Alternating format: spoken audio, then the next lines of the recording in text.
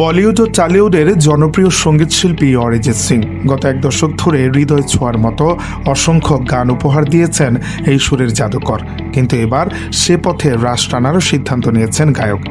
হিন্দুস্তান টাইমসের প্রতিবেদন অনুযায়ী প্লেব্যাক থেকে বিদায় নেওয়ার ঘোষণা দিয়েছেন অরিজিৎ সিং। গায়কের এমন আকস্মিক ঘোষণায় স্তম্ভিত পুরো সঙ্গীত জগৎ।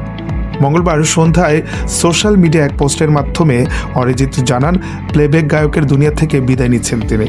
অরিজিতের ভাষায়, হ্যালো সবাইকে নতুন বছরের শুভেচ্ছা। শ্রোতা হিসেবে গত এতগুলো বছর ধরে আপনারা আমাকে যে পরিমাণ ভালোবাসা দিয়েছেন তার জন্য আমি আপনাদের সবার কাছে কৃতজ্ঞ।